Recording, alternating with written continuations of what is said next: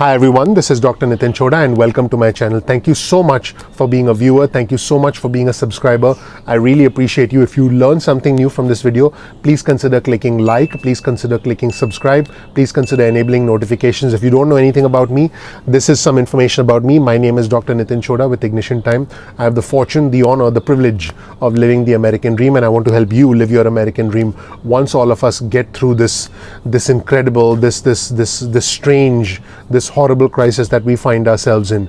In this video, I'm going to give you the current status of the stimulus negotiations and where things stand right now between House Speaker Nancy Pelosi and the administration.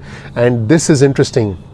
The White House Chief of Staff Mark Meadows had indicated that the White House wanted to do some sort of a piecemeal, some sort of a standalone bill specifically to help the airlines with money. Now, one thing I want my viewers and subscribers to know about the airlines is that number one, airlines operate on very, very, very thin margins.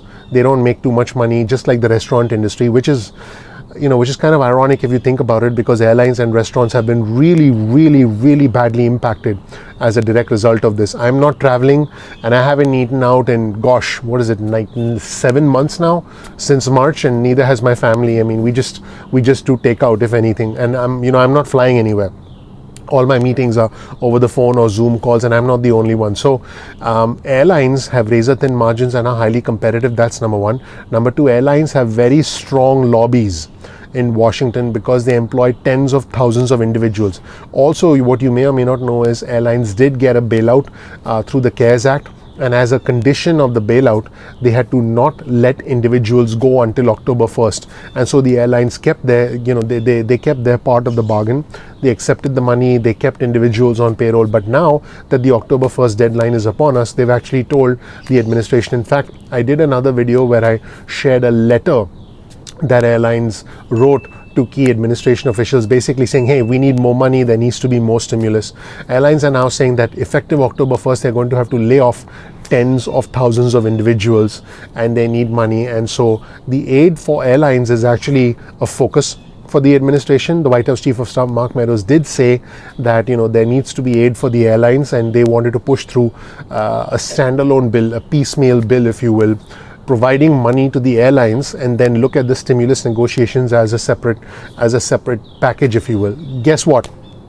House Speaker Nancy Pelosi is not on board with that. In fact, House Speaker Nancy Pelosi spoke with airline CEOs, and she said that airline aid should be part of a broader stimulus package. In fact, the House Speaker rejected a narrow bill that the White House had proposed favoring more stimulus money for the airlines. And the Democrats are standing firm at $2.2 trillion. In fact, here's what's happening. House Speaker Pelosi spoke with airline and aviation officials in the past 24 hours, and she said she believes there is bipartisan support for aid to the industry, but only, check this, only as part of a broader stimulus. So that's what House Speaker is saying. Now, this is very interesting because the Democrats are saying, hey, we'll support aid to the airlines, but as part of a broader package where we can get a bunch of other things that that will result in more funding to states and local governments, that will result in more enhanced unemployment benefits, more stimulus checks. Because keep in mind, the price tag of the Democrats' proposal is much bigger. So the Democrats are standing firm, and the Democrats are essentially not budging in, I guess, what you could call the final stages of the negotiation. It's very clear, by the way, that the president says, hey, let's do higher numbers. And some would say, hey, why is the president doing that weeks before an election? But regardless, what's clear is that he isn't getting too much support from Senate Republicans. So what's happening is that Democrats are here at 2.2 trillion. The Republicans are at right around 1 trillion. The administration is saying, hey, go to 1.5 trillion. And, the administration is having a hard time to get GOP senators to go from 1 to 1.5. I mean, how are they going to get to the 2.2 that House Speaker Pelosi wants? So, there is, it's almost like, there should be two sides in this negotiations. There should be the Republicans and the administration on one side, because, we have a Republican president, and there should be Democrats on the other side. But no, we don't have two sides in this discussion. We have three parties. We have the White House, we have the Republicans, the Senate, and then we have Congress, which is led by Democrats. So it's almost like there are three angles here, and there are three people that need to see eye to eye, not two anymore, but three. Because even if, with the way things stand right now, even if the U.S. Treasury Secretary Steven Mnuchin and House Speaker Nancy Pelosi strike a deal, they got to get enough. They got to get enough GOP senators, enough Republican senators to support this. And right now, they don't have it, which is ironic, considering that Senate Majority Leader Mitch McConnell specifically said that if the White House came to an agreement with House Speaker Pelosi, then he would get behind it. But guess what? It looks like there are enough GOP senators who are not in favor of a broader stimulus, and that is no secret, that is no surprise. In fact, I have done another video where I have talked about Republican senators who oppose further stimulus. Now, let me be clear, Democratic senators have indeed opposed the smaller stimulus packages, but they want a larger stimulus. So there are Republican senators who don't want a large stimulus. In fact, there are a lot of Republican senators who are balking at a price tag over $1 trillion. So that's where things stand right now. So basically, White House Chief of Staff Mark Meadows, prior to House Speaker Nancy Pelosi, did meet with airline industry leaders on Thursday, and said afterwards that the airline needs $25 billion, and he said that it should be passed in a separate measure next week.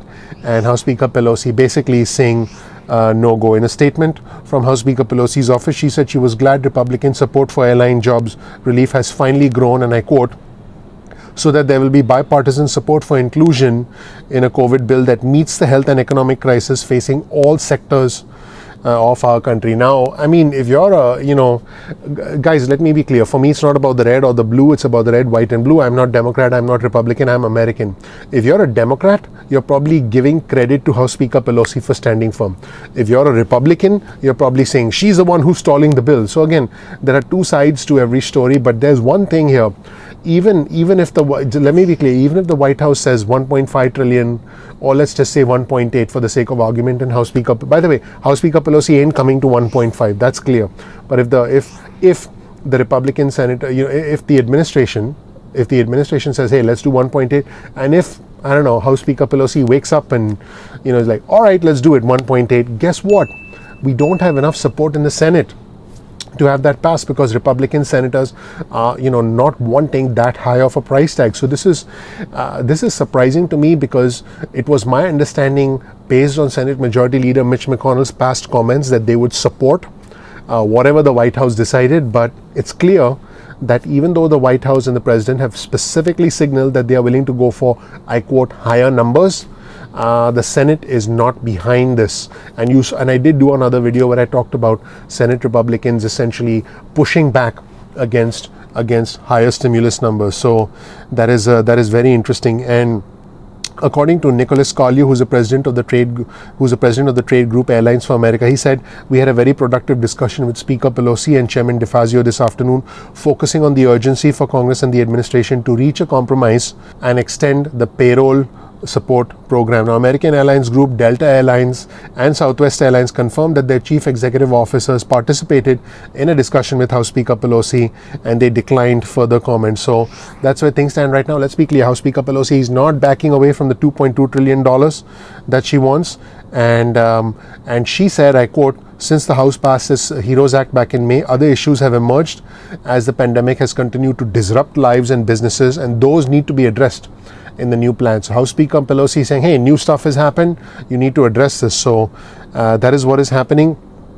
And Meadows, prior to House Speaker Pelosi's discussion with the airline executive, said if we're going to get something separate, it's going to have to happen next week. And this means that something would have to get to the president's desk very soon. But it seems like, based on what House Speaker Pelosi said, that it's not going to happen. She said, I quote, it will get done when they come to the table. That's what House Speaker Pelosi said. It will get done when they come to the table. The ball is in their court. I've also reported that House Speaker Pelosi is pushing for more money in the continuing resolution, which is a stopgap funding bill to continue funding the government. And she said the two parties were still negotiating the duration of the stopgap funding, which is needed because the work, because the government needs to continue to function, especially since we have an election coming up. So let me know what you think, everybody, in the comment section below about the state of affairs right now. Let me know if you think that the funding for the airlines should be a completely separate bill, or if you think funding for the airlines should be part of a broader stimulus package, or if you feel the airlines shouldn't be funded at all. By the way, if the airlines are not funded at all, tens of thousands of individuals would lose their jobs. Airlines, function Airlines employ actually hundreds of thousands of individuals. So let me know what you think in the comment section below. Also, please share this video with friends and family members. Thank you so much for watching, everybody. My name is Dr. Nitin Choda with Ignition Time. If you don't know anything about me, check out my introductory video on our homepage of Ignition Time. We'll also provide you with a link to it if you click on the top left-hand corner. Thank you so much for watching. Take a moment to check out my introductory story. I have the fortune, the honor, the privilege of living the American dream. I am a beneficiary of American exceptionalism. So I want to help you live your American dream. We release videos at 2 p.m. East Coast time most days of the week. Please click like. Please subscribe, please enable notifications so you get instant updates from us going forward. Speaking of instant updates, you can get your cell phone out, send a text message with the word ignition or with the word time to 70,000, that's 70000, and you can get on our SMS list and you can opt out of the SMSs at any time. We'll send you breaking news and alerts. We'll send you hopefully good news about, about the state of the economy, about things that are going on. Now, if you want to opt out of the SMSs, you can also get on our email list. Go to ignitiontime.com/alerts. That's ignitiontime.com/alerts, and you can get on our email list and you can opt out of the emails or SMS at any time. You can also follow us on Instagram. You can go to our Instagram handle is ignition_time. That's ignition_time. So please follow us on Instagram. We release exclusive content on Instagram for our Instagram followers. You can also follow us on Twitter. Our Twitter handle is ignition_time. That's ignition_time, the same handle as Instagram. And then you can get breaking news and alerts from us on Twitter. Now, sometimes YouTube does not send out notifications on time. So go ahead and bookmark youtube.com/ignition time. Again, that's youtube.com/ignition time. This way you can visit our homepage and you'll never miss a single video and you're not dependent on the YouTube notifications. Once again, please remember we release videos at 2 p.m. East Coast time most days of the week. That's 2 p.m. East Coast time. So make sure you visit our homepage and check out the videos in case YouTube doesn't send out notifications. Please click like, please subscribe, please enable notifications so you get alerts from our channel. Thank you so much for watching. I'm looking forward to seeing you in the next episode of Ignition Time. Thank you. Bye.